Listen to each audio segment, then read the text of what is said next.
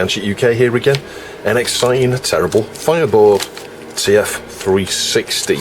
So Stephen kindly asked Mark, super duper, to send me this following the TerribleFire TF video, end of 2022, I want to say. It was like January 2023 that went up on as part 2, I think. So I've got a full kit here for Mark. It's incredible. He's done a wonderful job of getting everything together here, all the parts. So that's the RAM. We've got a custom heatsink here. This is quite cool. I think Goose may have played a part in the design and creation of that. I'm not sure. I will correct that later on if I'm wrong. Yeah, there's an empty bag there. I've been in here just actually last night, so I've got a few caps and things in here, and we also got a little voltage regulator there. We've got a socket. Look, that's nice, because those are quite, well, I'd say hard to get hold of. You can get them, and again, Goose has had an involvement in producing some of these. I think it might be one he's done, I don't know. Yeah, he's managed to create some of these, got hold of the pins and then maybe 3D printed or had manufactured sockets. It's quite cool, some of the things that these guys have managed to do. So we've got 4 chips there. I think they're LV245s or something like that, and we've got the PCB. I got 1 CPLD somewhere in one of these bags, I think. No, it needs 2. Stephen always tries to reuse the same sorts of parts between his designs, and that's really cool. He mentioned that in his interview. There'll be a link to the interview with Stephen top right there. It's worth watching that interview. Yeah, so it uses the 288 Xilinx chips. This, I forget the exact part number. I'll stick it top left there. So I think I've got one of them that came from Sparks UK, and I've got the one that came with this kit here from Mark. I think we've got everything. We've got the connectors and things, the pin headers, we've got the voltage regulator, we've got the 2 RAM chips, and on the underside it's, pre-populated there with all of the, well, most of the passives. It's really good, all the resistor arrays and everything. That's really cool. I did notice a bit of flux down there. Not sure if Mark's swapped a resistor or a cap out or something down here, so I'll clean the flux off that, but it's pristine. It's really nice. I love the purple. That's a really nice colour. Yeah, purple is my new favourite colour, I think. So we've got the NOT port up here. I can't answer him what the NOT port does now. I think it's like a clock port, but, well, not. You can use it as a clock port in theory, I think. And it's got an ESP header there. So just like the TF330, they had an ESP header, didn't it? You can stick, an ESP module and get wireless, get Wi-Fi. So I'll have a go at that. That might be in a second part, I think. I'd like to try and do the same thing with my TF330. There'll be a link to the TF330 videos, top right. There were 2 or 3 different ones of those, actually. I've got a fan connector up here. Lovely TerribleFire logo. TerribleFire TF360 CD32 060 SD-RAM 2019 to 2022 SJ Leary revision 3. So this is revision 3 PCB. So yeah, very excited to build this. It shouldn't hopefully take too long. It is going to take me a while to get these things on, but we use the microscope from Cavanos Cam, to assist with some of this. So I'll be able to show you some of the soldering there, but I'm just literally just going to fly through it. I think we'll start with, I think we might start with the CPLDs and the RAM, actually. Yeah, that's probably the best thing. There's nothing really that's going to block around here, I mean, I could start with some of these smaller things up here. You know what I'm like, I'll change my mind in a minute. And we've got 4 SMD, 245s down here. Yeah, I'm going to start with the CPLD, so I've just carefully sliced there, pulled the tape off this side, and if we just slide that out, I think it's upside down, isn't it? So, yeah, I can see a bent pin there already. Let's just put this on there. Yeah, and using Cavanos Cam here, get that into position. So I need to inspect these pins down, because as I say, 1 or 2 of them are a bit bent. Yeah, this pin down here, you can see it's just been a little bit knocked out of position. So where's pin 1 on here? I can't see pin 1 marking. It's like, honestly, oh, there we go. Yeah, you can see that little dot there. That's pin 1. So that's your pin 1 mark on the chip, and I've got pin 1 there. So I think my approach is going to be to anchor these things in position first of all. The pad's so small.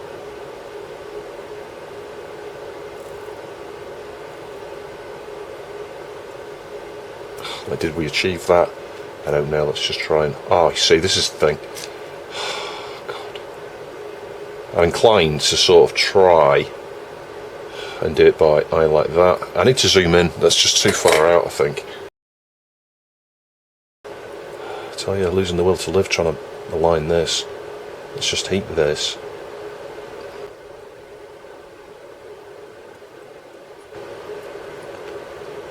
Generally, when you get two sides like that, then the other sides with just a little bit of persuasion like that may allow it to be just right. And this is the thing, so it's like, it needs to be like this here, doesn't it? So at this point now, yeah, I think we're going to be alright. I think we need to anchor down here. Again, these ones here perhaps, yeah, look, these are slightly off, aren't they? But, do you see what I see as we go along here? See, these seem pretty well down the line, don't they? Yeah?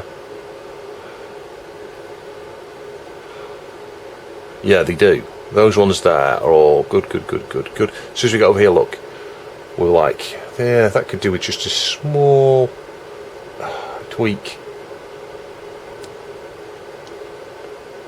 That way.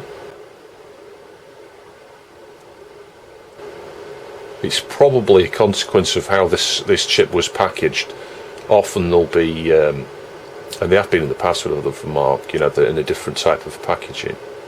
This one here has just got, been sat on my shelf for the best part of a year actually, and that probably hasn't helped it.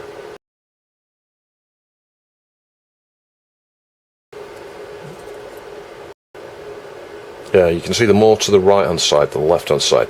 The ones that perhaps I did up here aren't too bad. But anyway, that'll be fine. I'm not even going to bother with that side. That'll be fine.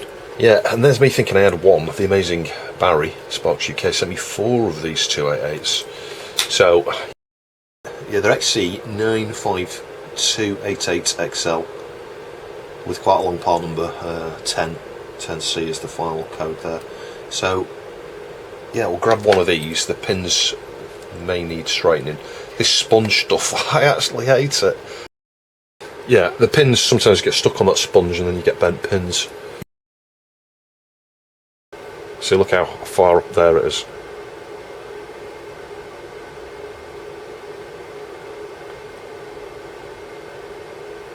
Trying to eat as short as possible though.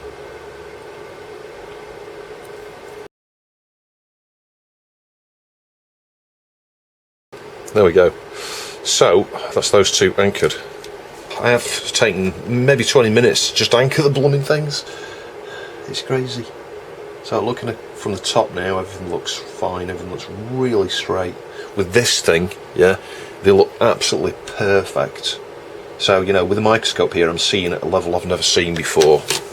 Hence why it's probably taken me a lot longer to adjust them. Because when you can see something's not quite right, you try and adjust it further. But the point I'm trying to make is with this thing, I think I would have been settled just after anchoring the moment. It would have been alright, they'd have soldered on okay. Anchor the RAM next actually. We're going to have no clearance issues soldering, so it should be alright. Yes, I've got 2 RAM chips here. Again on Kavanos cam. The 3D printed mounts for this Kavanos cam, they'll be linked to the video top right, came from the amazing 4X. But of course the microscope came from Kavanos, who is incredible. So I've got pin 1 here, and that's pin 1 there, so you can see the part number on that. SD RAM.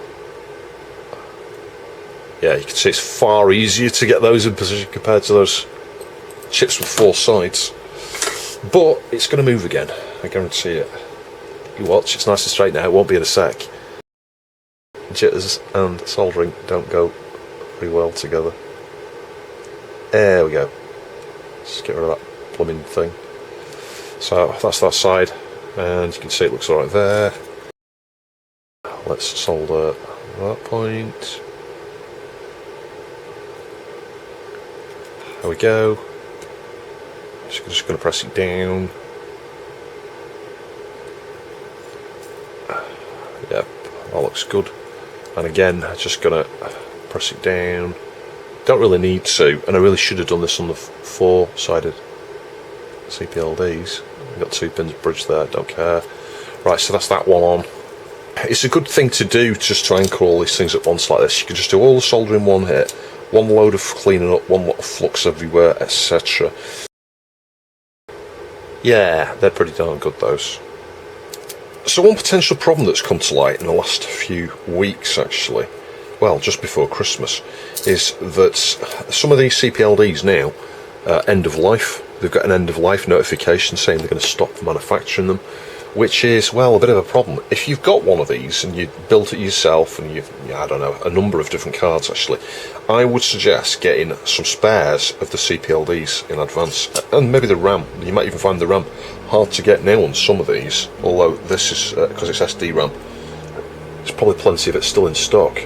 But my point is, because these things are end of life and the current price has been absolutely ridiculous, I wouldn't be surprised if some of the war things that are going on is part of the reason for that. They've probably been using the CPLDs in drones and things, maybe, and weapons. Where's pin 1? Pin 1's there, isn't it? I think. Let's just have a look. Yeah, pin 1, pin 1, pin 1, pin 1. They're all the same. So, have I got them upside down? No, I haven't. Yeah, pin 1 here on these is that circle, and it's going to correspond with the side where the semicircle there is.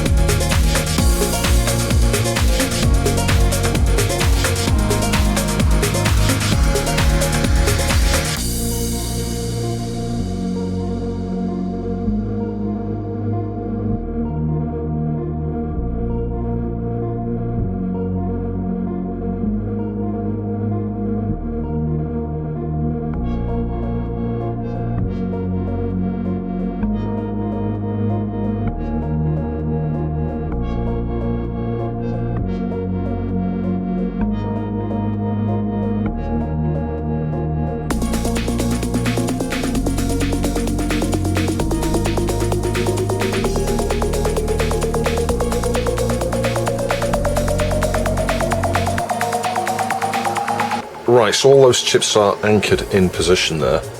There's some flux or something up there, smeared right across there anyway. I'm going to now solder using the Antex here just because of the wedge, you know, the flat chisel tip, not wedge. I do have a tip for the Heiko. I'll have a video coming up on that soon. That was a donation actually.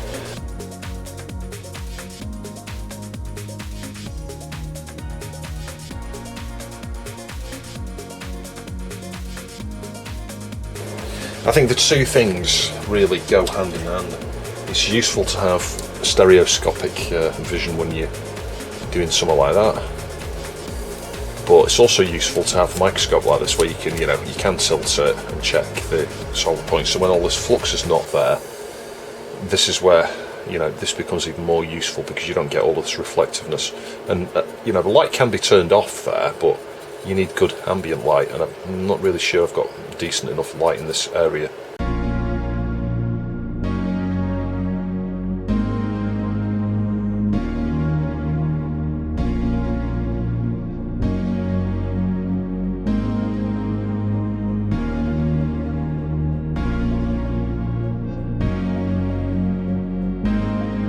Yeah, so the next thing will be to do the CPLD actually. Let's which one are we on here? We're on this one.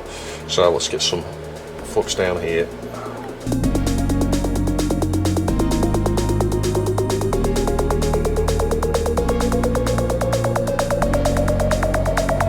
Right, so I found this far easier with a magnifier and disc magnifier. Just looking up at an angle like this, because when you look at an angle, you can see a lot better. When you're looking at it straight down, it's a bit harder, I think. Just get some more flux on there. Yeah, I'm just doing and cleaning these at a side at a time. So that side there I've just done and cleaned. If you go slow enough to start with, then you can actually see the solder go onto the pad, you know, on the pin, etc. And then clean the solder off the tip. You know, I've got no bridges there now, and then just like go a little bit faster along.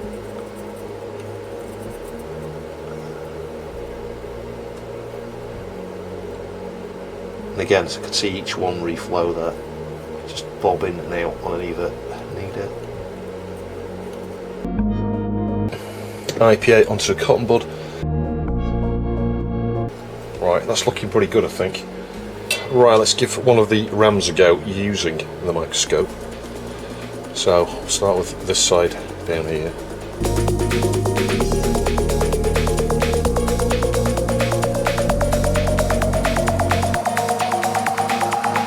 I'm seeing the same thing I see on other channels that use microscopes, where you're thinking, oh, that board doesn't look very clean. I'd have that cleaner than that. That looks incredibly dirty. This is what you get with a microscope. A microscope makes you realise how dirty something really is. And the lighting just tricks you and makes something look far worse than it actually is to the naked eye when you use, you know, normal magnification, not something like this. Anyway, you can see that's that one side done. So I just need to do the same on the other side and then do that chip, and then we've got one CPLD to do still. Right, so I've asked Stephen about the PLL here. There's a gold dot there, but I think that's a test pad because it goes, you know, from a connection. And there's a little white mark there. I think this means this is pin 1 for this PLL chip here. Stephen said that the 10k, where's it gone, resistor right here, is super critical in terms of getting the right voltage. As it's, I think he said it was 2.5 volts or something, as the CPLD is tri-stated or something. So that's interesting. Yeah, where I got, you may have seen earlier when I put this crystal on, I got solder right up the can here. It's shorted to this point, even though I've cleared it all off, it's still shorted, so I thought it must be grounded, and I think the can's grounded. And I tested from the ground pin up here to there, and that is ground. The other three aren't. So that's correct, assuming I got this the right way up. Yeah, and I think that's right, otherwise one of the other pins would measure as ground as well. So we've got the two caps there, we need the regulator, we've got some pin headers, pin headers, pin headers, pin headers, pin headers, pin headers, and the socket. So while I wait for Stephen to just confirm that that pin 1 is pin 1, I'm going to just start getting all these things on. So we'll get the, hang on a minute. Yeah, this is one of these ones, you know, you've got pins missing. You've got extra pins on that row there and then loads of gaps. And here, you've got spaces for everything, which is always fun. So like, where's pin 1? Is it this? Is that pin 1? Because it's got no pin in the corner. Oh no, that's got no pin in the corner there. This is the thing. Yeah, you can see you've got one pin missing there, and all the others are there. So it has logically to go that way, I think. I can't see how else it would go on.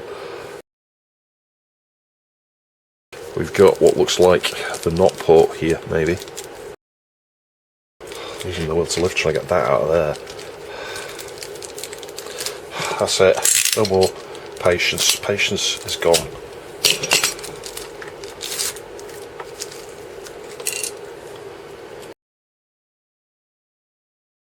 Yeah, you'll melt the plastic part and bend the pin out of alignment. So short and sweet, really. I could feel that get really hot really quickly there. So yeah, if you want them to, you know, remain perfectly level in the, you know, straight in the plastic, do not press that type of pin and do not heat for extended period. We've got the regulator here, haven't we? Now, is this one of these ones that's got the diodes on it? Yeah, me not likey. What I mean is, it's one of these adjustable ones where you can set the voltage there. So I think we need to solder a pad there, but you see, it's not done for me. It says here 3.4 volts, but there's nothing bridged, so I don't know what that means. Does that mean I need to set it to 3.4 volts? Is it already configured to 3.4 volts? I think before I mount that, I may just get some croc clips from the power supply, feed 5 volts and ground in, and just measure before we even solder it on the board, because I just think it's going to get complicated quick and potentially damage something if I don't get that right. I'm also wondering what's doing that regulation, because I see no IC on it. Oh yeah, there is. There's a tiny little PWM type IC on there, and we've obviously got an inductor there and a couple of fairly beefy caps, lots of little caps and resistors and things on it. It's quite a simple little board really, but it does say in hand right in there 3.4 volts. I think that means I've got to set it to 3.4 volts using the trim cap once we've set 3.3. That's what I think. Anyway, we'll do that bit as one of the last steps, I think. Is there anything in that? Nope, that bag's done. Oh, hang on. 4-pin. What's that for? Oh, that's the ESP header there. Let's get that on. I was wondering what that was for then. Hence the... I wonder what that's for. Me stating the obvious as usual. And then stating that I've stated the obvious. And obviously stating that I've stated the obvious. Try to get that straight, because it didn't look so straight. Makes an interesting clunking noise every time I drop it on the table, because that socket's not... Yeah, that's not straight now.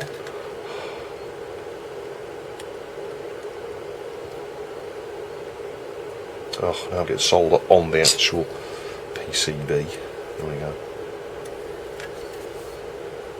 Still not straight. It's kind of like that. Yeah, I am so pedantic when it comes to things like that.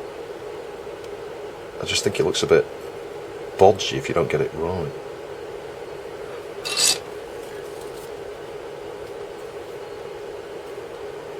Yeah, it's now straight like that, but it's sort of down this way. Like this point here's not as up as it, there we go, should be. Now it's crooked again. Oh my god, it's round and round and round with this one.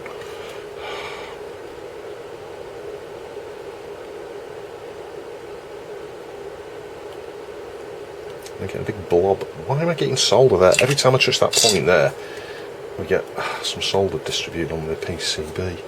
Right, that's as straight as that's going to get. So we've got the little IDE. Oh, hang on, these things always get me. You've got a key here. Yeah, you've got a gap at the bottom. At the top rather. So you've got to get this the right way around. Now it's saying pin 1 is to the top right there, but I don't know what that means in terms of that notch. So I need to go look for some photos for that, I think, before I solder that on. We need a strip of pin header there. I don't think that's in the kit, is it? What these guys tend to do is just like wedge something in there, and I might just do that to program it. And in order to program this, you'll know from when I've done all of these boards with Xilinx chips on in the past, I'll solder a 5-volt ground wire somewhere on the underside of the regulator on the top point here. Oh, in fact, there's a point there you can have a pin header.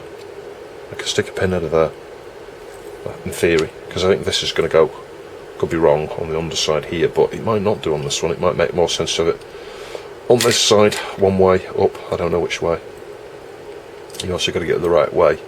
Yeah, so I need some pins for there. That might be in the kit. I thought I saw those somewhere. Oh yeah, I've got one pin here for the enable, I think, but then we've got 2 lots of those, so I don't know which one it goes in. And we've got the fan connector there as well. Yeah, what do I do with my one jumper? Let's have a look at the fan. Now this, I think, was something that Goose may have had some sort of involvement in. I could be wrong. Yeah, this little PCB mount thing here for this fan. Has it got any copyright or anything on it, or anything on the silk screen? No, it doesn't. Does this just... yeah, this comes out. Yeah, so that's quite nice, isn't it? It's just got a part number on it. But the fan does indeed... well, it did until I pulled it off. I don't know where it goes now. Oh my god, there's so many holes on this fan. Mount, that is. Yeah, so I think it goes like that through there, but then where does this go? I don't actually know what this does. Do you stick it down with thermal tape? Do you... does it go underneath the chip? But then that wouldn't make sense, would it? Because that's not going to be... oh, it is. Look how long those are. There, those are really long. So it could, in theory, go underneath the chip. I don't know. I don't know, I need to ask Stephen about that. Yeah, I'll just sort of put that to the side. So that is cool. I just need to work it out. Yeah, so we've got these 3 parts left, or 4 parts left now. I think that's it. Other than a spare resistor array and a couple of these things which will stick on the underside when we've ultrasonicked it. Right, so the 2-pin jumper goes down here. I'd missed there was a jumper there. I've seen people, I think I watched Alan Marks' video, or not his video, he's look at his website, and what he did is he bent this over, so I'm going to do that. I'm going to just push it in and then bend it over like that, yeah, so that it's sort of flat upwards, yeah, and then solder it on. It makes sense just to make it low profile, just so that it doesn't press into anything maybe, because you've got the shield on the inside of the CD32 there, haven't you? The bay that this sits. That's it, a bit of flux on the edge there, but we're going to clean that in a minute. So that's the enable jumper in place. The keyed part here goes towards the top. Now, I didn't consider, is this going to get in the way? No, it's not. That's just enough space for that. Nice one, Stephen. Getting that layout there just right for the width of the plastic connector. I mean, the PCB design software might take that into account with a component footprint, I don't know. You'd hope so. But in any case, it's nice that that's right. Let's just make sure that's nice and flat. Yeah, so that's that. You can see I soldered all the points on there. It did take me about 15 minutes to do those. So I've got those 2 connectors, that connector, the regulator and the fan and stuff. So we're right down to, well, the PLL chip. Now I've got a photo of the PLL chip from a distance on one of Alan PPC's boards on his website. I'm not sure I'm going to be able to actually see from it whether, yeah, you can see what I mean there. Like, you can't honestly tell which way up that is. Maybe it goes that way up, maybe pin 1 is down here as I'm thinking. Although that writing there, I don't know, that kind of looks like it's, I don't know, I can't honestly read that. I'm hoping though that it's got the same manufacturer marks on it, etc. And once we get this on here and look at it with a microscope, it might be really evident which way around it goes. And there is what looks like a pin 1 mark, but I'm not sure I can trust it. I've seen those little lines like that next to a socket before, and it's not always pin 1. Get the chip onto the board. Yeah, I think it's got the same markings. Now, if I'm just looking at my photo here that I just showed you, and trying to make it look like it does in the photo, which is, yeah, not the best way of doing it. So I think this is pin 1, and I think that's pin 1, and I think it's going to go this way around. So I'm just going to compare to the photo again. Yeah, I see this symbol here on the photo, and I see a bit of writing up here, and I see a little dot there on the photo, so I'm confident that that's right. It wants to be here. This is going to be a fun one to solder on, isn't it? I can see it now. I mean, the pads, just look how small they are. I'm just waiting till I bring the iron into shot. I'm using the Heiko again here just to fit this one. Yeah, and again I've got that time dilation thing going on where I've got to give it a second or two before I move, because I'm already, you know, it's like a second out. Well, not a second out, 100. Oh, there we go, milliseconds out, it's moved. Let's just try and get some solder on that pin anyway. Let's throw caution to the wind. And then use the best tool that you can find. Seriously, this is the best tool. A finger. An actual finger. He says, and shows how crap it is.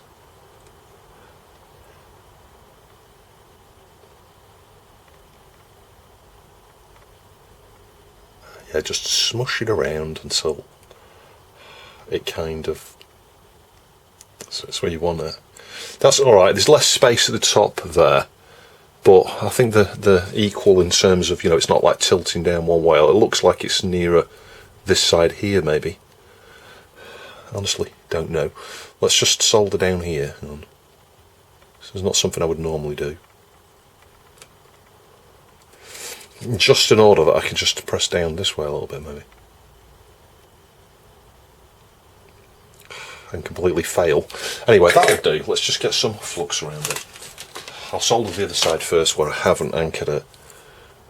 I could always just straighten this with some hot air if it really bothered me, but you know what, it doesn't really bother me. Yeah, so again, I'm not really using the right shape tip. I wouldn't usually use this. I'd use the Antex chisel tip. So I'll try and get an angle like that and have a blobby. See, look, nothing's coming off. What's going on here? Oh god, this is why I usually use the chisel tip. Alright, let's remove the solder from the tip, and I might have to reflow this with the Antex in a minute. And that Antex, actually, I was thanks to Timo Momo, because my original Antex failed, didn't it? And then, oh, about 18 months, 2 years ago, he gave me a donation on a video. It was one of the thanks, actually, YouTube thanks, and he just allowed me to purchase this replacement, the replacement, not this replacement, this is the Heiko from Dermot Sweeney. Yeah, you can see why I use that as a tip. I don't like this tip. The shape of it just doesn't pass enough heat at the point of contact in the right way, so inevitably I'll end up using an attaching braid like this. Let's just try and get some of that.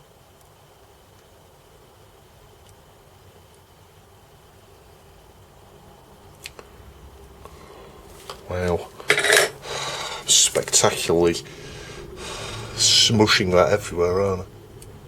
Let's just try and give it a reflow again. I'll remove the solder from the tip.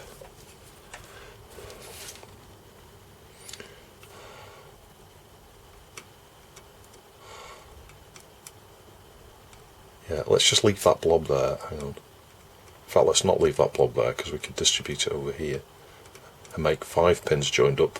Why not join 5 instead of 3? You know what, I really despise this tip.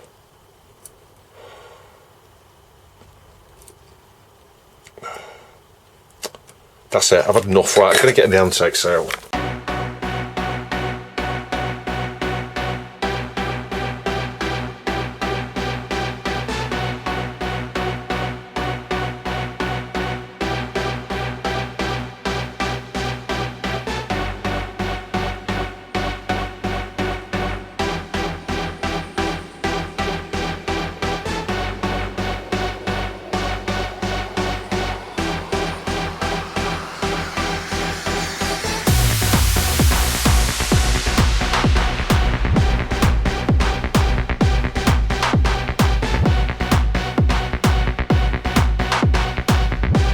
Right, so let's bring this regulator in. Mark's confirmed it needs to be set to 3.3, which, well, is obvious to me.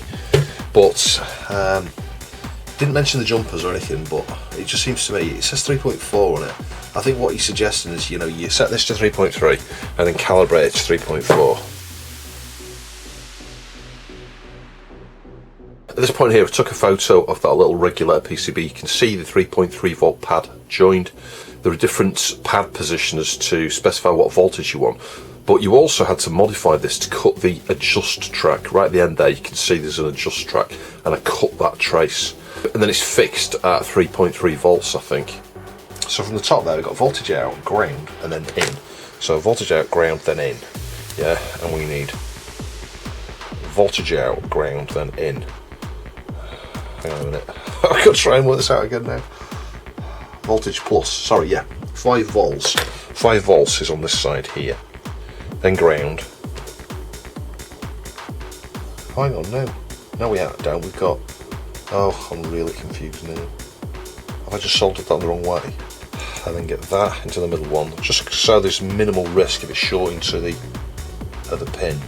And we need to set the bench power supply here onto the 5 volt rail, this ground, and do 5 volts display, set that to 5 volts, and set the current to pretty low. Let's just go a few hundred milliamps if it'll let me do it. Let's try that. 200, and display, switch it on. Yeah, it's drawing very little, still at 5 volts, constant voltage. Well, that's not good, is it? 2.1 volts. How have we got 2.1 volts? Because the 3.3 volt thing is set. Surely that variable resistor can't have that much of an influence on the voltage there. Right, I need to cut a trace on this apparently. And I don't think I'm going to be able to measure this out of circuit. I think because it's PWM, he's probably going to need a bit of load.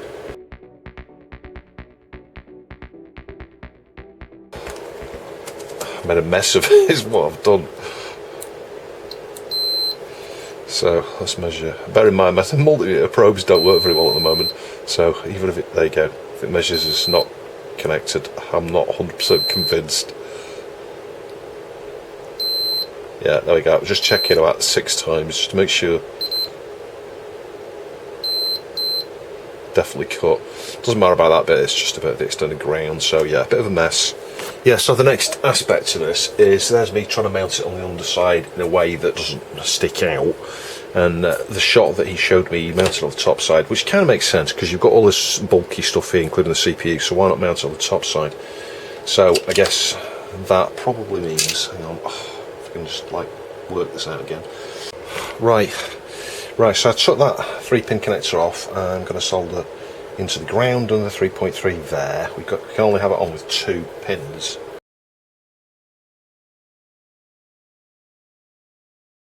That's it. Solder the ground point, which is the next one. I need to do this with a microscope actually, just because there's a cap right next to it, and yeah, getting a connection to that cap would be a bad thing indeed. So you can see what I'm doing here now. That first pin there is 3.3, that's the ground.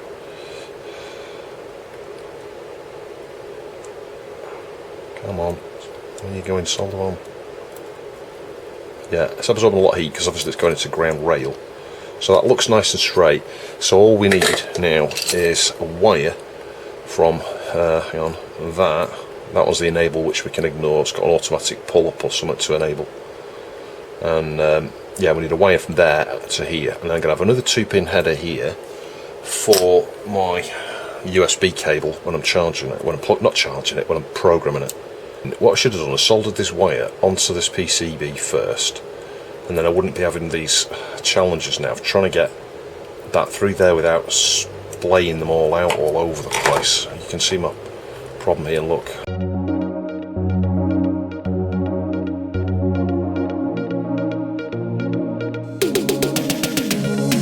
Right, that's not too bad, and it's standing off everything here. It's got a bit of space, and hopefully it'll all fit.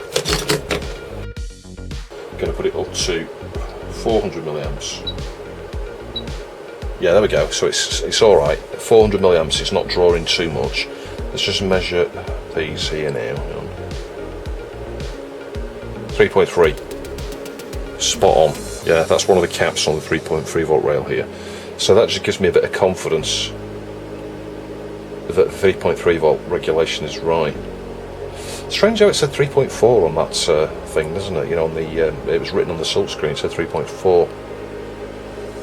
You can't get 3.4 maybe unless you were to change one of the components on the board itself. Anyway, that should be right. So I think we can program that up and we should be good to go. We'll switch the power supply off. Yeah, so I soldered on the pin header for 5 volts and ground because this board does accommodate that. Powered that via USB, then just pogo sort of plugged in, you know, in other words, just, you know, plugged the pins for the JTAG into the PCB and just bent the PCB at an angle to hold some force against those pins to make sure the JTAG was connected. If you want to know more about this process, just have a look at the TF330 video, there'll be a link top right. But I used the same software here, the same version of Impact, and the process was exactly the same. Obviously there's a separate JED file for each of the CPLDs. With the second CPLD I got an error, and this was because Sparks UK got hold of these CPLDs which were write protected, and it took me a few seconds to remember that. So I had to unwrite protect it. It took me a few seconds going in and out the menu options there to work out how to unprotect it. There's nothing like a good error to put you on the edge of your seat. I tell you, I was bricking it a little bit there. I was like, oh my god, what's wrong with that CPLD? And then remembered, I think it must have been this one. Yeah, the bus. It was RAM and bus. And the bus one failed, didn't it? And it failed and everything was failing. And I couldn't really see any information because I wasn't scrolling up far enough. But eventually it worked out. It was write protected. It said a manual erase needed to be done first. I'm like, how do you do a manual erase? So I just thought, well, just click erase. And it worked. So I erased it, programmed it. At that point, you saw me open the software again and go back in a second time to verify. Just to make sure that I was operating with the right JEDs for the right chip, and that they both verified after going through that process a second time.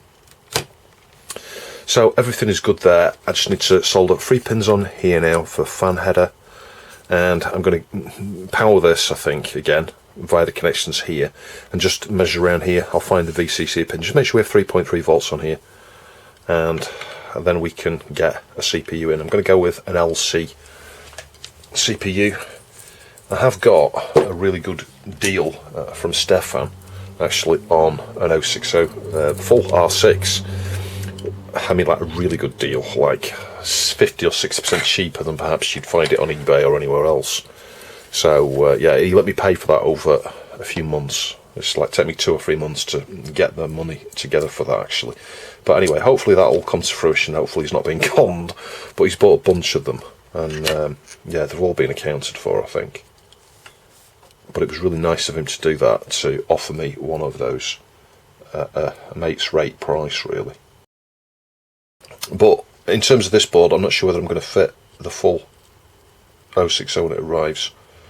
I may do, because I've already got the one I purchased years ago for about £70, full R6, that's in my 4000. Now that's in a TerribleFire TF360 Proto, and yeah, what I might do is fit the R6 onto the BFG, but then you could argue what's the point of having 2 full 060s for different 4000 CPU cards. So I may swap out the one on the TerribleFire board or something. I don't know. I'm honestly not sure. I think ultimately I'll stick with the TerribleFire board even after I've built the BFG, to be honest. The BFG will be the thing I use to test on my channel. It'll be used a lot on the 4000 motherboard that I've got as a test board. And I may just keep the Stephen Leary Proto in the 4000 just because of the sentimental side. I'm sure I could probably run the BFG at 100 MHz, but you know what, it sounds great running things at 100 MHz, but it ends up just being a bit of a novelty. And what I mean by that is, it's like in my 1200 I can run the LC CPU in there, thanks to the amazing work by Stephen on his firmware, at 96 MHz, and yeah, it runs like an absolute rocket. But where do you actually benefit from it? Well, I don't really. I switch it off and on at that speed, but a lot of the time I'll just boot at the standard 50, and it's fine at 50, everything just runs great at 50, so yeah. And of course with the LC CPU you can't run all the demos and things because they're all compiled, needing the FPU. Anyway, that's that. So I guess the final thing here now is to work this out. And I think this goes underneath the CPU. That's what I think. I think the CPU goes through those pins, and then I think this then clips over the top. Just found the one I had. Now you can see it's not actually marked with an 060 part number. I'll perhaps give you a look at a microscope in a minute when we get it in, but it's marked at an RC75. The actual part number is an SC414423 RC75, and its mask is 75G59Y. There's also a code down here, S23328-003. So I think it was just a different part number that was used for distribution of these 060 CPUs, but that's what it is. Just look at the pin out here. Yeah, so it would go that way. So pin 1's down here, and there you go, there's the little slice. But I'm not going to stick that in just yet. I'd like to understand the voltages again, so... Yeah, so I measured these 3 connections here. The outer pins on those 3 pins are ground, so we need the black wire going to ground. It's one of those where the pins are... There you go, that's it. Just need squeezing a little bit. Yeah, and then these plastic things here are going to go through those little holes there. So let's just try and... Is that going to go in? How's it going? Yeah, you've got to push it pretty blooming hard like that. That's it. That's making a really nice grip there. And then same with this one here. Let me try. Oh, there we go. Wow. That is so cool. And of course, thermal compound is a thing. I'll do that later, but right now, I just want to test this, I think. So, yeah, we could fold this wire up here marginally. Maybe. I might even put a little cable tie or something on that. But anyway, it's not going anywhere, is it? So, that's it. I think we're ready to test it. So the first test of my CD32 since last year, actually, when we did the FMV modules, did a recap on this, fixed an issue with my TF330, which again came from the amazing Mark, super duper, on Amiga. So let's switch it on. Low. Stuck low. That's not booting, is it? That's not a good sign, is it? Now bear in mind, it's just been sat around for blooming ages, this. So it probably does need a reseat. Did that go low or high? I don't think that did, you know. I don't think this is booting now. Now it could be the power switch, it could be that thing there. Let's try that. Nope, that is not booting. I think the issue is actually going to be the reset circuit on it. I like it's booting now. Yeah. Could be the power supply, because I showed a voltage drop with a stupid ATX power supply and this connector, and with the power switch as well. So yeah, anyway, it's booting again. That's that. So let's carefully get the wrist strap on. So let's just carefully transplant this board here for the 360. This is a thing that stands up a long way here. Does this going to fit in? I can't imagine that's going to fit in. And of course this is easier if you've not got the video connector at the back. So let's try and get that in there like that. Yeah, this is pretty high up here. So we've got the new compact flash thing that Mark also included with it, so I'm very grateful for that as well.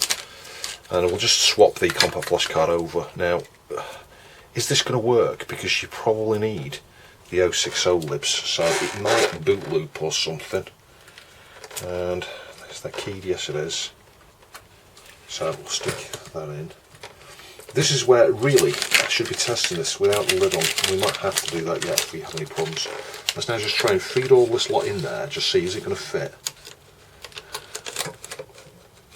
And the answer is I don't think so actually.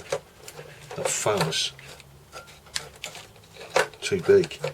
I think you'd need to fit it without the fan on, you know, or fit it with the lid off and then fit the lid on.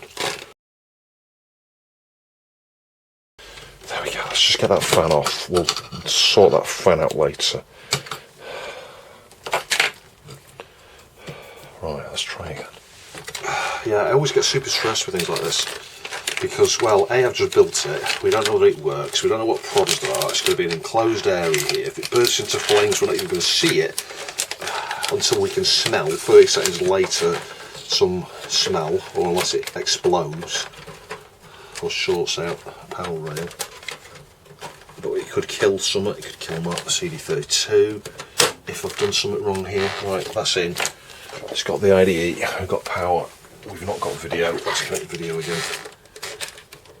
I'll worry about audio later, let's just right now see what happens. Right, so let's switch it on. It's not booting again. I think it's going to be about voltage drop. I actually think I might not be able to power this darn thing. What's going on with this spray?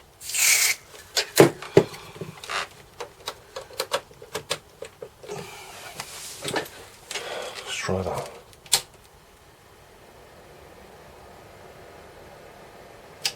Yeah, that's not moving. So let's just take it out.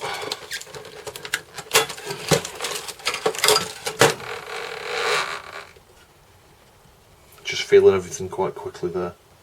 Stone cold. Right, wrist strap on, but not on any SD safe surface. I need to try and get this out now. I want to inspect the pins. There's a danger that I'm going to break this fan housing, you know, the holding PCB thing, whatever you want to call it, plate maybe. Because I just can't get any leverage this way. Oh my god. I wish I'd not stuck that fan thing on now. That fan thing is really good, but, well, it limits your access here. Is it coming up? I don't know.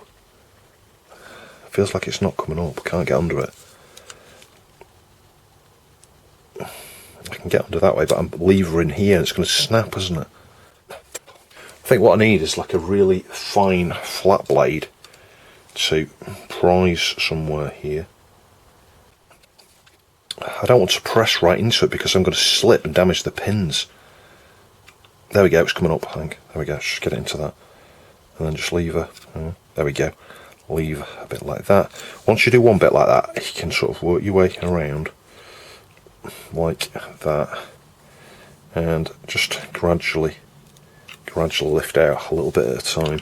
Let's try and do this corner here, which then gives us this bit here.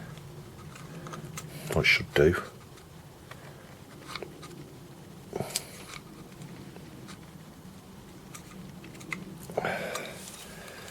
Oh god. Let's take this thing off as well. Yeah, so right now it's not booting then, it's not doing anything, is it? And it's, well, we've got to rule this out. It went down with a whack when it went in, so did a pin bend? Why is it coming out unevenly? That's it, let's get the CPU over that. Yeah, so the pins look okay, I think. Yeah, the pins are all perfectly straight, so I am going to just stick that back in.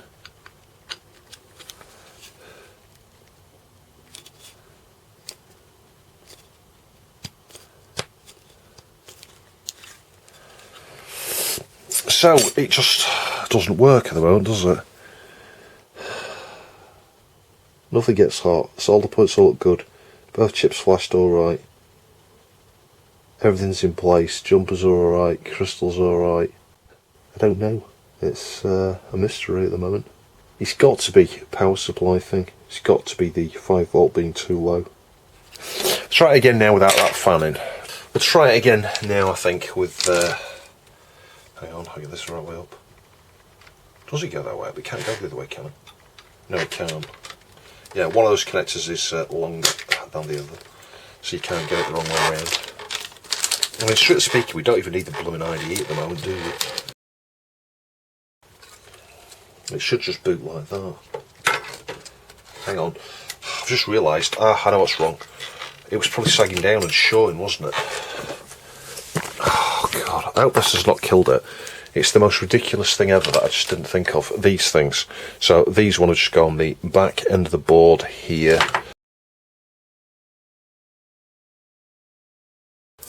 Just like the TF330 had. Let's just try that. Let's hope that that was the issue. And let's just hope that I haven't killed it like a moron. Can't believe that I managed to do that. I mean, it's not the sort of thing you immediately think of, is it? You think Commodore would have had a nice plastic bay there or something where things can't short. So, let's move those out of the way. Let's see if we get low than high. Nope. I could try switching it off at the back here. Yeah, this trips the power supply. I don't know why.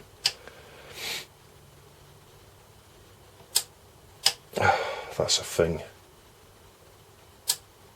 It's like, why is it tripping my power supply? I think the power supply needs unplugging now.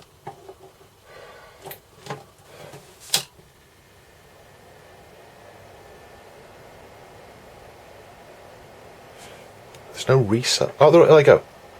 I think it's a power thing. I think it's not got enough power. It could also be the reset IC on this that's causing me all these issues here, because that IC, if it doesn't get a certain voltage level, it won't bring it out a reset. It's the thing that's responsible for the reset on these, and I mentioned that when I recapped it. I think I may have done it, I honestly can't remember. I do know I reflowed around it. Anyway, let's switch the TV back on.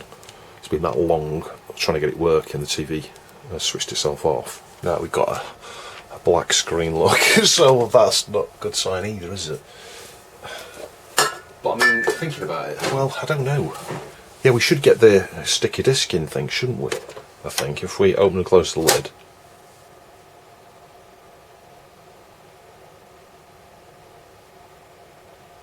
Yeah, it's not doing anything. Let's press that button there. What does that do? That's actually the reset button. Yeah, so I don't know, it's not booting, is it? Let me try some contact cleaner into the switch here.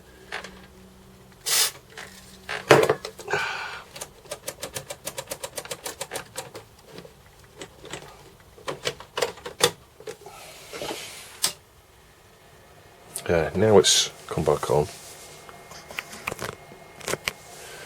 But again, nothing in terms of screen.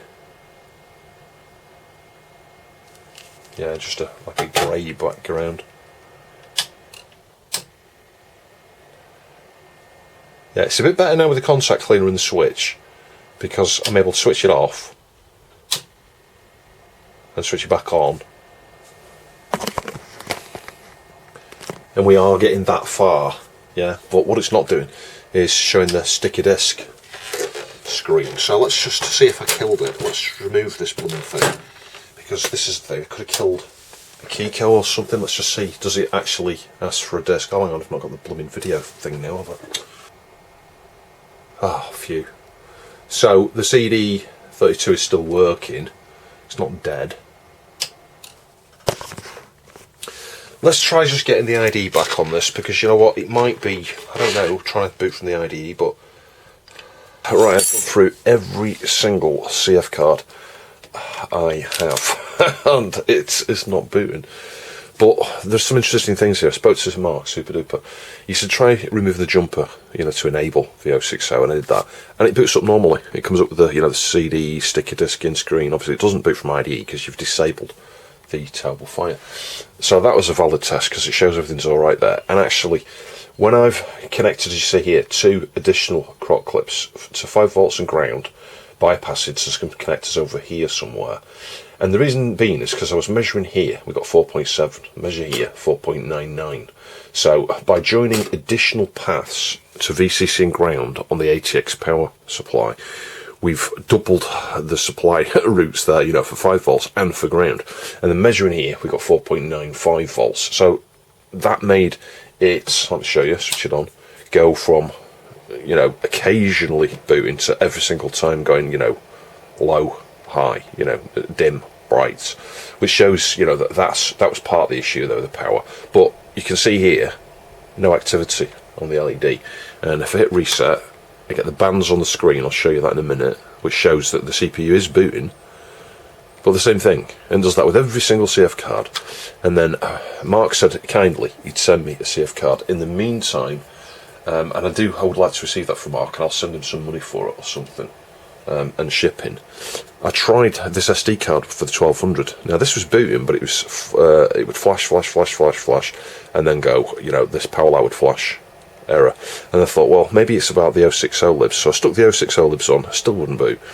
I've just put MMU lib on, tested it in WinUAE, and it works with an 060 in WinUAE. So I figure let's try that next. But yeah, you can see, same thing, never looks at the drive. And if I put you with the screen, oh hang on, it's doing it, it's looking at the drive, and it's given up, I think. And that's the thing, that's the pattern with all of these CF cards. Sometimes it will look at the drive after, I don't know, 10 or more reboots, but then it freezes like this here. Now if I press reset again, you'll see the bands. There you go. That shows the CPU's up and running. But again, it is not looking at the drive. So I switch it off. I'll get the wrist strap back on again. Let's take it out for about the 100th time. I kid you not, this has been in and out, in and out, in and out. And the issue when it was when I didn't have those spongy things below before, it's not a problem because I did have a bigger ESD bag at the back underneath this where I taped it down. I've since pulled the lid off and removed that because it was really getting in the way, actually, certainly with this. So there was no issue with those sponge things, because that was the first thought I had, actually. I was thinking maybe I've killed the idea on it, but no, I haven't. I absolutely haven't. There's no way that's happened. Let me pull that out again. These connectors are really fiddly to get off. Anyway, so this goes the same way around with pin 1, the red line here to the left. Yeah, see, look, this is the problem I was having before. When that bag was in there, it was impossible. Now, it's still not going in, even though it's not in there. It just feels longer. I don't know. Maybe the cable's a bit longer on it, or something. Or the adapter's having some length onto it. Oh, that is not going in. Why is it not going in? That's it. Ah, finally. Right, let's try that. And the reason I was thinking about MMU libs, and I didn't show you, with this SD card now, I held both mouse buttons down, and I did get the boot menu, and I could boot without a startup script, you know, without a startup sequence. So, but it was still a bit flaky, so let's see if it does it now. Switch it on. It wouldn't always just instantly boot here. So even this SD card, you know, it's got some issue. Let's do it again, look, it's just nothing. But if I reset this 1 or 2 times, usually the first time I'll do it. On this occasion it's not. I need to switch the TV back onto the right channel because it's I'm not pointing at the right one at the moment. Right, let's press reset again. See the bands. Yeah, you see, even with that SD adapter, it doesn't always look at the card, and I'm not really understanding that, if I'm honest. There you go, it started to boot. Hang on, and it gave up. This is the thing. So I don't know what's going on. Maybe it just need a good quality CF card that's starting to boot again. It's booting, booting, booting, booting, booting, booting, booting, booting, booting. Frozen a minute.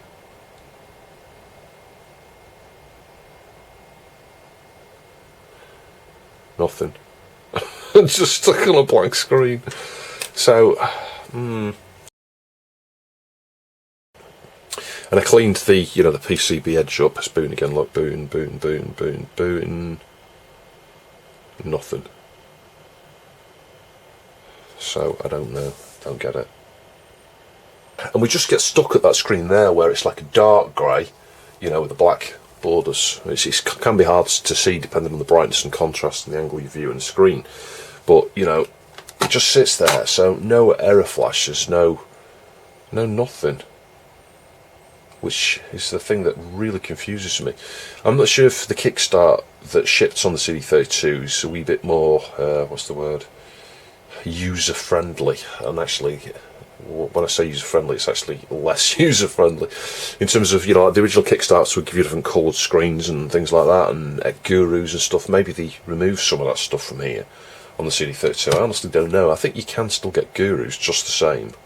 Is it something about the revision of my CD32? Now this has been recapped and it's solid. It's like if I stick the TF330 back in, it boots instantly every single time. It works for hours and hours and hours. No reliability issues whatsoever. We know the power is now not an issue. So, I don't know. Maybe it is just about the CF card we need. Yeah, I was having a lot more success previously. Before I put MMU libs on, you know, I had a point where it was booting every single flipping time here. Now, oh, hang on, now it's booting. Flashing, flashing, flashing. Stopped. Oh, it's boot. Oh, hang on. Yeah, finally, after what feels like a million boots. I was looking for DF0. And I hit cancel there. Yeah, so it got part way through the boot there. That's the furthest we've got.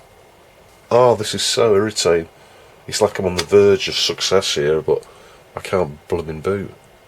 3 weeks later.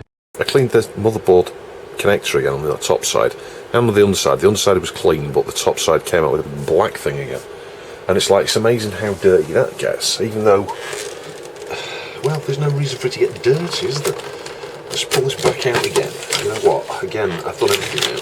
I've got contact cleaner on the IDE connector there, just in case that's now making a bad connection. Let's now, oh god, let's go right down the back. Clean this for about the millionth time. In fact, it's not the millionth time, but yeah, there's nothing coming off that. That is spotless. I mean, one thought I did have here about powers. Well, this is where it picks up the power, isn't it? And you're going to have high draw on the 5V. I'm guessing there must be multiple 5V and ground pins on there, or this just wouldn't be possible. You would need to have some sort of, you know, power bridge on the back of here or something to feed extra power in or something. And let's try it again. Power cycle 500 or something. It's like not booting, look.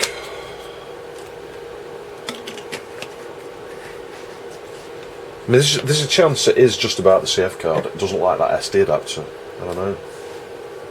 Maybe the SD adapter's got exactly the same problem that the, you know, all these cards have got that I've tried.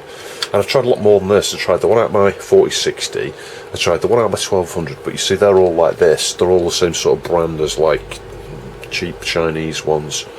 And I tried the one that's on the TF330. That was a wee bit more, you know, likely to start to try to boot.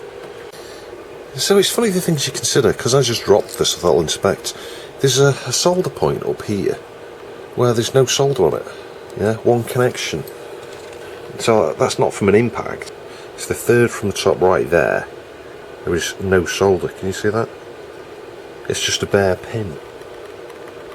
And it goes to a trace. So I think I might just reflow that. I'm going to inspect all the others. I can't see this being the problem, and my intention was just to clean up the connectors here with you know, some folded paper. But anyway, I'm going to resolder that one back there. That does go to a trace that's got literally no solder on it. And there are several more that just look terrible. I mean, there's another one down here that somewhere, that spot that's not soldered. Yeah, some of these, like say, may not even connect. There's no traces on this side.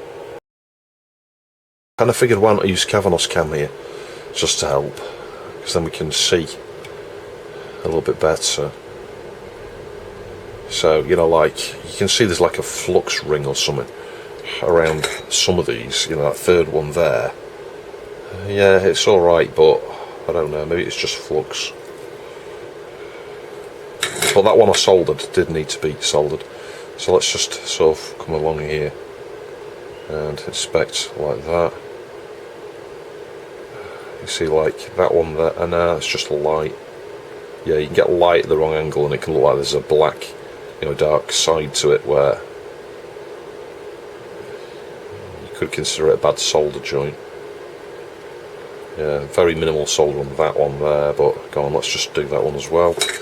Even though I say minimal, there's enough. You can see it's hang on, I've got to try and follow the iron, isn't it? It's all around it. Hang on.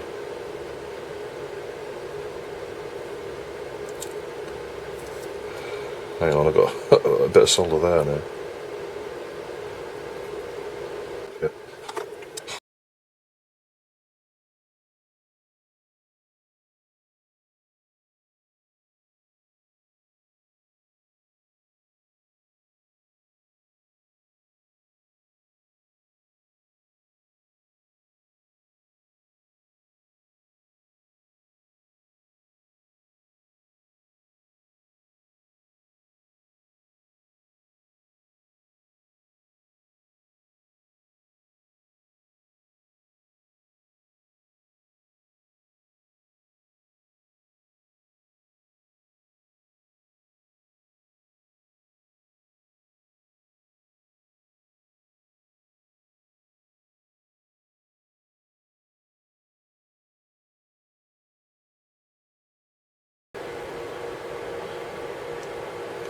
Oh, hang on a minute.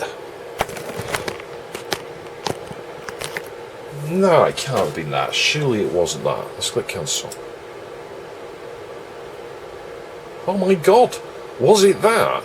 Seriously? Is that backplane been causing me no end of trouble? Why was it alright with the TF330? I don't know. That must be what it was. I mean, we've got 128 meg of RAM here. Oh god, that is just nuts. Absolutely nuts. I need to look back and find out where I got that from. Is that an original Kipper one I got, or did Mark send me that? The interesting thing is the IDE LED's on all the time at the moment. I'm not sure if that's a thing. I'll show you that in a minute. Let's just see if I can load a benchmark. Oh, hang on, no, it's not working. Yeah, the LED's staying on and we can't access anything. So it did boot up. Let's do a reset. But it seems to stick looking at the drive. But look, it's booting consistently now. I think. No, it's not. Oh, yes, it is. This time the drive's not stuck on. Cancel. Ah, but it's not continued to boot. Yeah, it's stuck there. After the DF0 error, right, it's booting again. But you see, we're on a streak now of it being pretty booty. If that's a thing. No, it's given up. Oh, no, it's not. There we go. Cancel. It's given up there. So, press reset again. Now, yeah, it's booting again. Flashy, flashy, flashy. And nothing. So yeah, still sulky, but that's as good as it's been so far, I think. So maybe there's more than one issue. Maybe I should test the other CF cards again now. Maybe it was all about that bad connection and that. I want to get a benchmark up. Just let me get to a benchmark, please. Oh my god, it's letting me get to a benchmark. Let's do sysinfo. Come on, load. Please load. Please load. And it's frozen.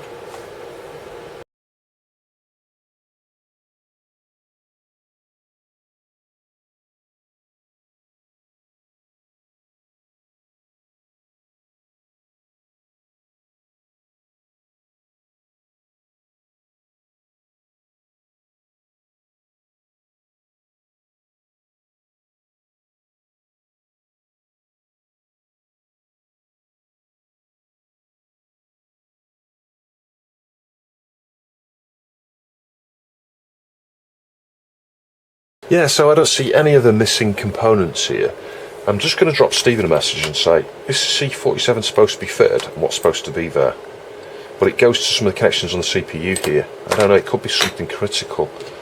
It might just be a 100 nanofarad cap, but there's a lot of caps on that. I can't imagine all of those are just 100 nanofarads, and it's going to be some different sizes, and there might be one somewhere on something critical. Yeah, Stephen's not got back to me yet. I've only just sent him a message, but you know what? I measured there to the regulator here. One of them's ground, one of them's, I think, 3.3. So it's just going to be 100 nanofarads, isn't it? It's going to be nothing specific in size about that. So I'm going to absorb the solder there.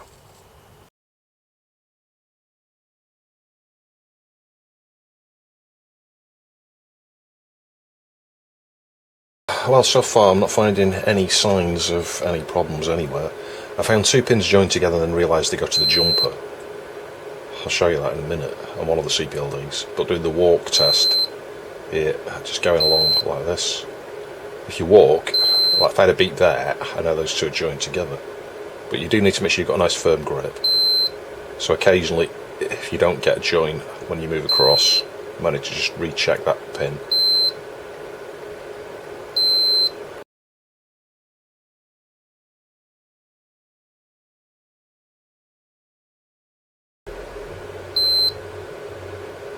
And of course, if you press low down enough here, you're testing the pin is actually soldered to the pad as well. So that's all right. These are fine. I mean, alright, it needs to go through the ultrasonic again, but there is no issue. The two that are joined were on this corner here, yeah, and they go to the jumper there. So that's why those N2 pins were bridged.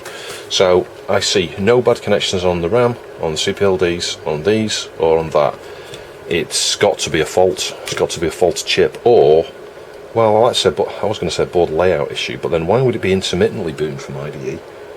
But it doesn't boot all the way. I've never really had a boot where I've been able to use it for more than 20 or 30 seconds.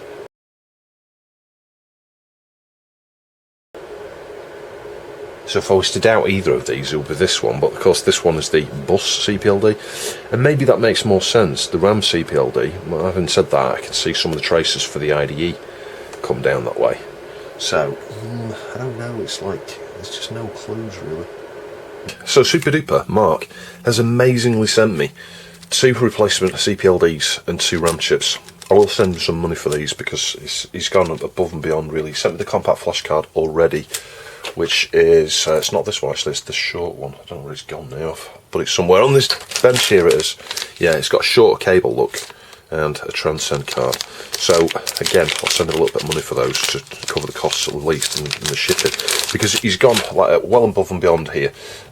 So the RAM, he's saying he thinks first of all swap out the RAM, and I inclined to agree, just in the case of these are going to be easy to get off because you've just got 2 sides. I will have to do something with that. Gonna have to get some captain tape and foil or something around that, I think. Do you know, I may even take that jumper off first, thinking about it. Yeah, I'm going to do that. I'm going to desolder that. It'll just save it melting, but we'll get this one off first because it's the easier one to do, and swap that RAM out. So I'll just heat the iron up. We'll try and remove that jumper.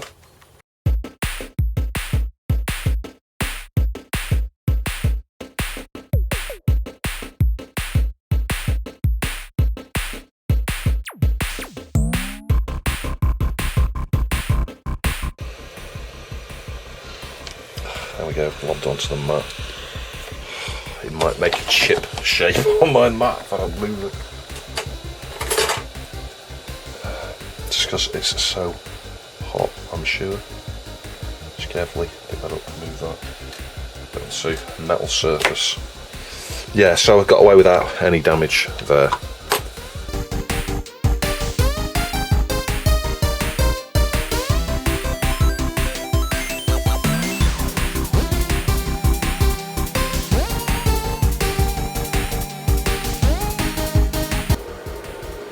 So let's just give it a try, see if that made any difference. Yeah, exact same behaviour. It took me about 6 resets there to get it to flash, and then it just locked. Alright, so I bent this up a little bit and it's not, hang on, yeah, it's not suffered any damage. It was pretty hard though, it's like, you know, and I fit the jumper back on before I tested it. I'm not sure I pointed that out.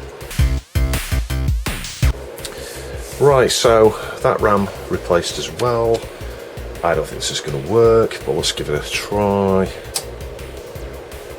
No, it's not booting.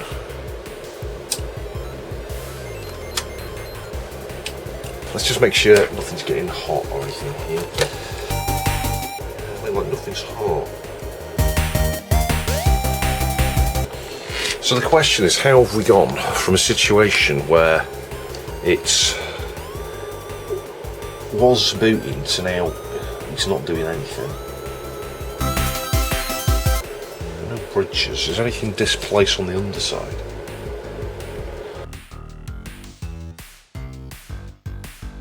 Right, so I've got the new problem to deal with now, then it's not booting at all now. I think that RAM is bad. I think the new RAM is bad. I used literally no heat fit in it. ESD precautions all along. Just checked for bridges with a microscope, no bridges. Tested the microscope, you know, used connectivity all around it, no bridges. So unless I damage something pulling it off, that RAM's bad. So that RAM's now got to come off again. Unless the regulator took offence, but I don't know, I've inspected it and I don't see how.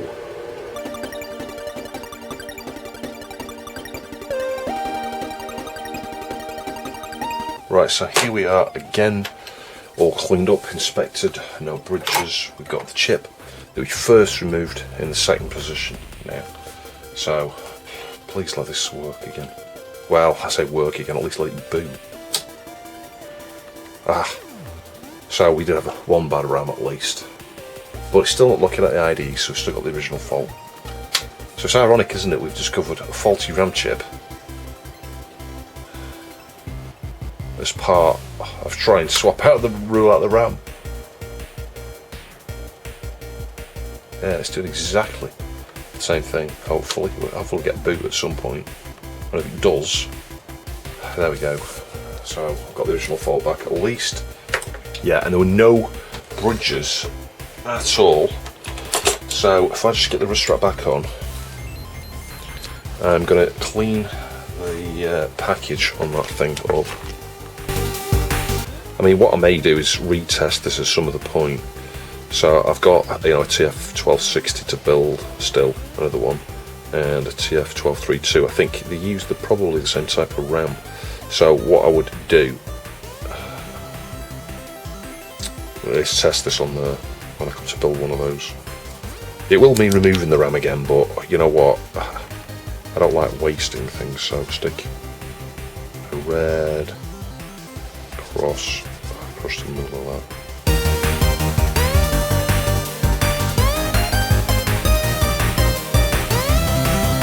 I'm going to attempt to swap out the bus CPLD first. I know what's going to happen. It's going to be the RAM one, isn't it? It's always the last blooming chip. This is what's going to happen. The reason I'm targeting this one is this is the slightly suspect one because it came from AliExpress, I think, and it was locked. You know, it's write protected. It looks pretty darn clean there. Removed all the solder. We've got no damaged solder pad, no damaged tracers, all good. It did come off very quick, and I removed the cap. You might have seen an electrolytic over here. I tried smoothing out the 3.3 with 100 microfarad, and then I tried the 5 volts. It didn't make any difference. So, and there's obviously a lot of caps on here. Some of these here might be like 22s or 47s or something. So yeah, capacitance had no effect on it, and it might not be about the board. I was doing that just to rule out any kind of issue with my power supply as well. So here we are back at the bench after I soldered that on. I've just gone and programmed it. It's the bus one, the other is RAM and then bus.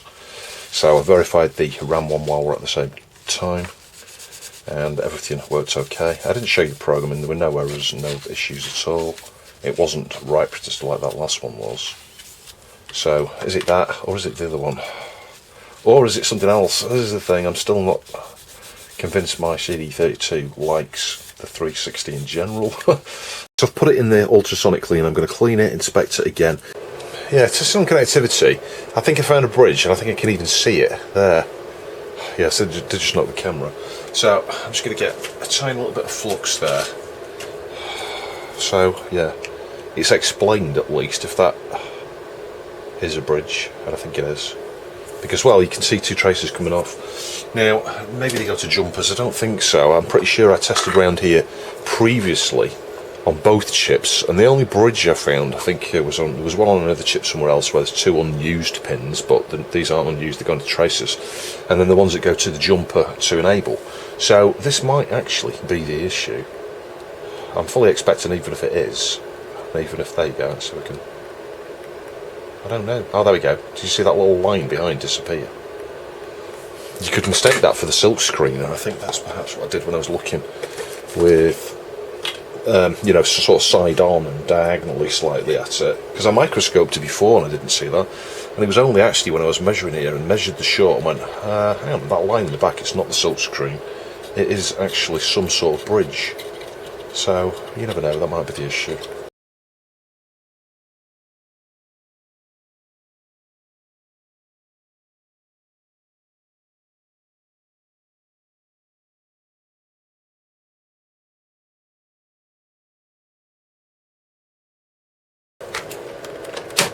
There we go, that's on. So you can see the power LED. Switch the TV's already on, switch it on. Yay, it's coming out, thank God for that. Oh, it's booting as well. Maybe did we hit it first time? Maybe it was the bus CPLD. There we go. Bad AliExpress, it's booted up. Oh my God, it booted first time, I didn't need to reset it. It's working. That's incredible. Can't tell you how many hours I've sunk into this. I've probably got about 40 gigabytes of footage. It seems alright, doesn't it? Everything's working. Let's try and find a game or something, I don't know. Set speed, I'm not going to... could do. Let's do that. Look at all these speed differences. Now, I'm not sure you can achieve these on this. I thought there's a limit of 66 or something on this at the moment. Could be wrong. Let's try 66, find it 67. It'd be interesting if this works, because I found on the TF1230, my version, oh sorry, 1260, mine is a bit hit and miss. Like at certain little lower speeds, that does seem to have worked though. Look, 66.6 megahertz. I've got a 66 megahertz part in here, so technically there's no problem with that. Oh wow, I am so pleased. Now, with regards to the old CPLD, don't be put off reusing an old CPLD where it seems a bit intermittent. And it may seem crazy, but I've had good success in the past reusing the CPLD on a different project. And the reason being is, you know, the pin, let's say there's one pin that's flaking out as an output pin, it's not as good as it should be. They can be configured as I/O pins, so you put it on a different board, a completely different type of upgrade or something, I don't know, TFMSX or something, and that I/O pin is now an input pin for something, it connects to a address line somewhere, and it actually works. It's only when it's output it's a problem. And yeah, I found that with one of those. I think I had a Bodge one on the TF534, and I put it on a Ballista board, and it works perfectly. Probably because that I/O pin is either not used or is being used as you know, an input, whereas it was failing as an output, etc. So yeah, never throw them away. Obviously, if you know exactly where the fault is, that aids with the, you know, the reuse of that. Because if you know which pin it is, and you know what the purpose of that pin is, when you put it on something else, you can see what uses it, etc., and you've not got a problem. You could even modify the JED file, or not the JED file, you could modify the original source code and change to use another unused I/O pin and flip it around with a wire and all those sorts of things. So yeah, because they can be quite expensive, those CPLDs. Yeah, this is it, it's working, because you know what, I've never been able to load one or two things in a row like this. The best I could do is load a benchmark and then it froze. So yeah, I wonder if there's got any demos on here. Mind you, I need a full 060, don't I? Let's run which Amiga.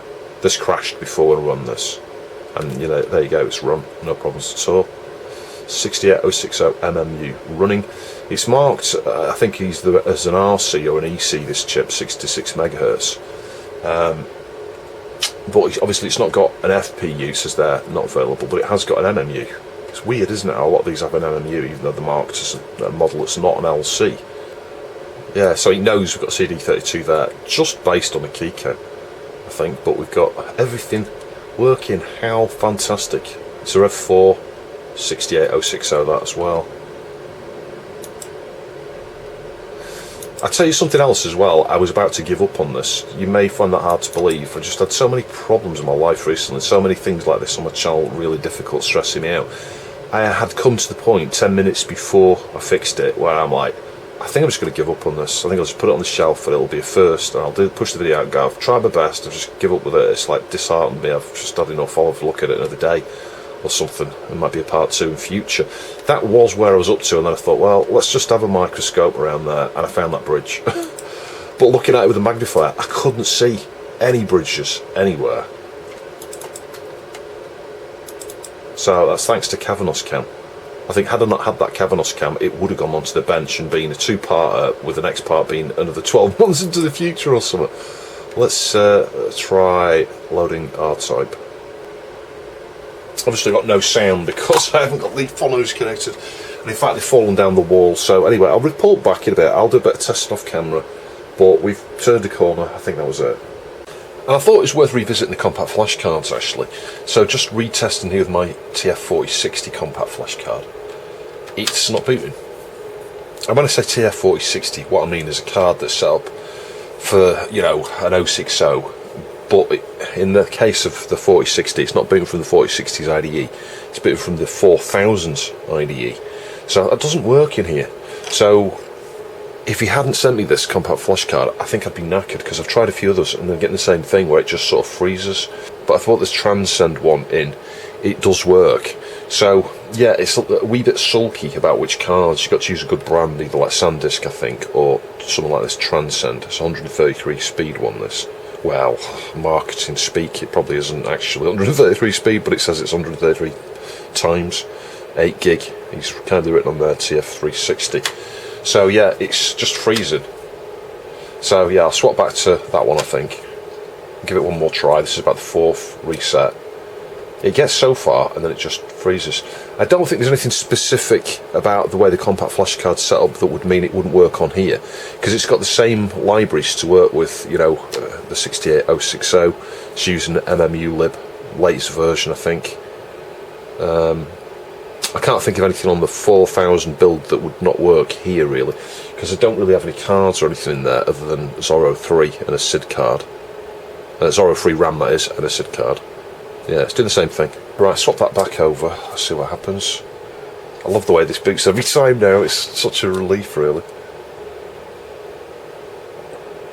Yeah, that's booting. No issues at all. So I would go with the Transcend. We've seen that works, but I'm led to believe SanDisk will work as well. So why doesn't this one work? Well, it's an eBay / AliExpress special, really. I wouldn't be surprised if I took this apart, I'd find a 3.3 volt chip in there. The logic levels and even the power level means that there's more likely that this could glitch, and it could also be bad for the device it's connected to, because you've got clamping diodes often in ICs to protect, you know, from over voltage and things like that, and those can clamp the signals, and it just creates all sorts of weird and wonderful issues with the signal integrity itself as the clamping goes on. But obviously it can kill whatever's driving, you know, at 5 volt levels and things. So yeah, I bet that's what the issue is with that. I mean, I could be wrong, it might actually be a 5 volt part, but some of them I've taken to pieces and seen 3.3 volt parts, and that did boot. I've just reset it again. Yeah, super consistent now. There was a time where I ran it really, really hot in here, you know, with this heater on, for about an hour, and everything was working fine, playing for ages and ages and ages, and then I thought I'll do a reset, and I did a reset, and it failed to boot. Actually, it stuck somewhere with a frozen ID LED, and I pressed reset again, and then it was alright. So, but I think that's, you know, it's an impedance thing. It's so hot in here, the local vicinity just down where the CD32 was there, I could put my hands anywhere around that whole area. It's really warm, so I just think that was a temperature thing. At that point I powered it off actually, and I pulled the board out the back and felt the temperature of everything. Everything was just warm, which is surprising. Like the CPU and the 2 CPLDs were not hot, which I find incredible, because, well, you'll know from when I reviewed the TF360, I think, that the 2 CPLDs in there got extremely hot on the 1200. So the difference between that and this, and why they don't get hot here, I don't know. It's bizarre. And I'll show you, we can overclock. I've actually experimented in different clock speeds. I went right up to 98 megahertz yesterday, and it was working at 98, believe it or not. And actually, now I think about it, I don't think it was running at 98. I'll tell you why. Because there are predefined speeds, you know, 3 to 7 steps that you can go up by. And I don't think the granularity's there to allow 98. So even though Super Duper's got, you know, Mark has got all these icons for all these different speeds, I don't think this is technically possible. So if I go to, let's say, 94, because that's a speed that I think should work, as long as it's not too hot. No, that's frozen. So yeah, the 94 is a bit hit and miss. And this was my experience using this CPU in my TF1260. You know, I went through 3 different ones before I found one, and I forget exactly what was actually fitted, but the one that I ended up leaving in there runs at 94, and it can run all day long like that. It doesn't need cooling. You'd be very foolish to not cool an 060 if you're overclocking, and I'd be saying, to be honest, it's worth cooling even if you're not overclocking, but the 060s don't get anywhere near as hot as an 040. So let's try 94 again. Look, it's switched to 94 this time. Yeah, and it's alright. This is exactly what I found with the 1260, that there's some borderline difference between resets that means the edge of something, I think, maybe... Oh, is that frozen? Yeah, that's frozen. I was going to say, you can look out just from doing a reset, yeah? Without even doing a power cycle, you may find actually suddenly the speed you chose before the froze now works. So yeah, there's an element of experimentation there. So, I mean, we could try a different speed. Let's try 66 to start with. Yeah, so 66, that has worked. So if we go into sysinfo, it'll be reflected here, because usually it's like 37,000 dry stones or something at 50. Oh, hang on, has that crashed? Yeah, there you go. So, oh, hang on, no, it hasn't. It's usually 37,000. Yeah, so we've got 47,051 there. Phone me now. Yeah, so we haven't got an FPU, MMU's in use, but that is nuts performance. and the drive speed is reflected in that. I don't think I've shown you the standard speed, so I'll show you that in a minute at 50, but it does go up. It's proportional to the clock speed because of the PIO stuff. Nearly 3 meg, so I think as default you get about 2.2ish or something at 50, maybe a bit more. So you can see we've gone to almost 3 meg there, so that's not too bad at all. It's quite nice. And I'll show you the CPU speed at 50 as well, just so you can see that I'm not talking poor, because it's around 37,000. So here now 50 megahertz at 2.4, so it's a bit faster than said, almost 2.5 meg. But we did see it approaching the 3 meg before when we were running at 66. And if I do a standard speed test here, remember this is at 50, so it's going to be around the 37,000 dry stones. There you go, 37,626. Very nice. I'll give it one more try here at a faster speed. If that doesn't work, I might just try resetting the power connector, because as I say, it's all about power. If you get a decent amount of power, yeah, frozen again. See, look, 94 this time is set. Yeah, explain that one. Explain that one to me. It's like, why didn't 94 work before? Let's do speed, and you can see, so that 94 megahertz now. Look at that, 94 megahertz, 70,000 dry stones, that's nuts, isn't it? And we'll try and do the drives one, but look, it's not crashed, it may crash in a minute. Look at that, 4 meg now. So, yeah, I'm glad that it's now working, because it shows I'm not talking porkies. And of course your chip speed goes up as well in relation to that, 3.62 times on the chip speed. That's really good. 50,169 dry stones, isn't that incredible? Phone me now. And if I quit out this, go into AIBB, you can actually see the clock speed reported in there. Yeah, 66.6 now, and that was from selecting 70. Let's do a mem test. That's right up there, isn't it? Let's do the beach ball. So let's use the, there isn't a co-processor in this, so I'll just leave it on that. Let's just do beach ball. Yeah, I may have a full 060 to test with later in this video, I don't know yet. But that's really, really, really nice. It's interesting, yeah, it shows 060 copyback on here as well. I'm not sure that was enabled on the 1260, I don't know, I could be wrong, it might be there. Anyway, that is absolutely staggering performance, isn't it?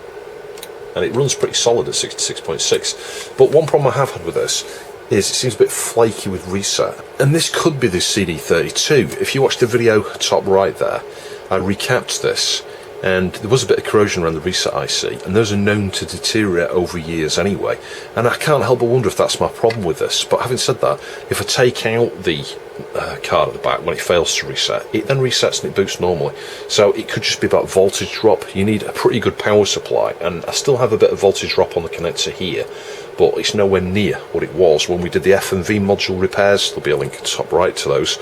We measured 4.6 volts at that point, but then I did a mod which was Patreon only, really, just to my power cable, and we've got 4.9-ish there now. We've hit reset. Yeah, see, it's alright now. So I don't know, it just seems hit and miss. For the first 20 minutes I spent ages trying to get everything working, and I reseated everything, reseated the compact flash card, then it started working. I was like, well, was it the compact flash card? Was it the power supply? Was it the power switch? And I got contact claims to everything. I wasn't getting nowhere. And then it was only at the point when I reseated the compact flash card, it suddenly started all working. But then 10 minutes of playing Alien Breed and Pinball Dreams, or Pinball Illusions, I tried to reset and it just stayed dim. I couldn't get it to reset, and then the same sort of thing happened. I was reseating everything, reconnecting the power, messing with the switch. I couldn't get it to go beyond the dim power light there. So I don't know, there's something weird with the CD32, I think. I don't think it's the TF360.